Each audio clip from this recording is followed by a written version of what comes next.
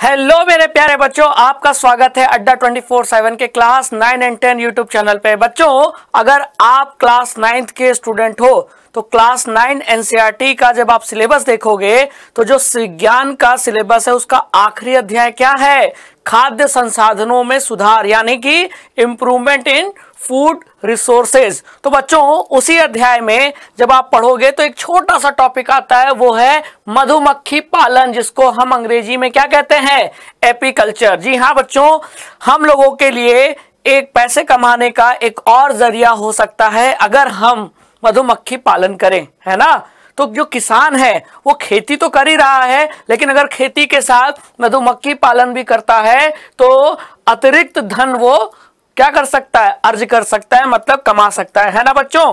तो एपीकल्चर के बारे में कुछ मुख्य बिंदु मैं आज आपसे चर्चा करता हूं, है ना बच्चों। तो मधुमक्खी पालन को हम एपीकल्चर कहते हैं, ये तो आपने समझ लिया, लेकिन इससे जुड़े कुछ और चीजें भी हैं जो हमको जानना जरूरी है। सबसे पहला कि मधुमक्खी पालन में आखिर क्या पालन किया जाता है? तो बच्चों, मधुमक्खियों को पाला जाता है, लेकिन क्यों? प्रश्न उठता है क्यों? क्योंकि मधुमक्खियों के पालन से दो प्रमुख चीजें मिलती हैं, दो प्रमुख उत्पाद मिलते हैं, जैसा कि आप देख पा रहे हो। वो है एक शहद और दूसरा है मोम। ठीक है बच्चों, शहद आपको पता ही है, सीधे हम शहद भी कंज्यूम करते हैं, यानी इसका उपयोग करते हैं। दवाइयां बनाने में शहद का उपयोग होता है कि नहीं? बहुत पौष्टिक होता है, शरीर की इम्यूनिटी यानी प्रतिरोधक क्षमता को बढ़ाने में मदद करता है और हमको बीमारियों से लड़ने में मदद करता है ना बच्चों।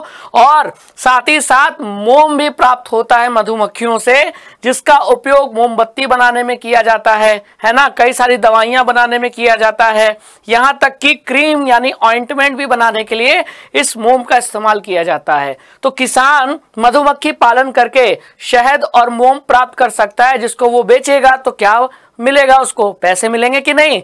इसीलिए तो मधुमक्खी पालन किया जाता है कि नहीं। तो ये प्रमुख उत्पाद हो गए किसके? मधुमक्खी पालन के, यानी एपीकल्चर के, है ना। अब उत्पाद तब प्राप्त होगा जब आप मधुमक्खियों को पालोगे। तो बच्चों, कौन सी प्रजातियों की मधुमक्खियां हम पालते हैं, आइए उस पर चर्चा कर लेते हैं। तो बच्चों, मधुमक्खी पालन में मुख्य रूप से ये 4 प्रजाति की मधुमक्खियां हैं जो पाली जाती है ना। जैसे पहला आप क्या देख रहे हो? एपिस इंडिका, है ना। दूसरा है एपिस डोर्सेटा, तीसरा है एपिस फ्लोरी और चौथा है एपिस मेलिफेरा। लेकिन इन 4 प्रजातियों में सबसे ज्यादा जो मधु का उत्पादन है, शहद का उत्पादन है, वो किस प्रजाति से प्राप्त होता है? एपिस मेलिफेरा से, जिसको इटली मक्खी भी कहते हैं। जी हाँ बच्चों, तो ये 4 प्रजाति आपको याद रखनी पड़ेगी। बहुत ही महत्वपूर्ण ये प्रश्न है ना बच्चों, याद रहेगा ना। तो ये 4 मधुमक्खियों की प्रजाति का नाम आपको याद रखना है, ठीक है। जिसमें से महत्वपूर्ण है एपिस मेलिफेरा। क्यों?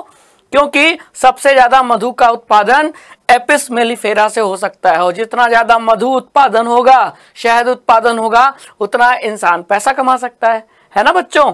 चलिए, ये तो हो गई प्रजातियों की बात। अब आगे चलते हैं बच्चों। यहाँ आप क्या देख रहे हो?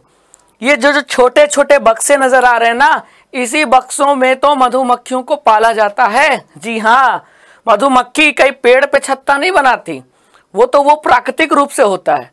अगर आप इसको कमर्शियल यानी व्यावसायिक रूप से इसका पालन कर रहे हो मधुमक्खियों का, तो ये छोटे छोटे बक्से में मधुमक्खियों को रखा जाता है, और इस क्षेत्र को क्या कहा जाता है? मधुवाटिका या मधुमक्खी फार्म, है ना बच्चों। तो ये छोटी सी जानकारी थी जो आपको देना था। कैसी लगी जानकारी? आई होप आपको ये जरूर अच्छी लगी होगी, और ऐसी छोटी छोटी जानकारियां मैं मजेदार तरीके से आप तक पहुंचाता रहूंगा। उसके लिए चैनल को सब्सक्राइब कीजिए और अपना प्यार देते रहिए। थैंक यू बच्चों।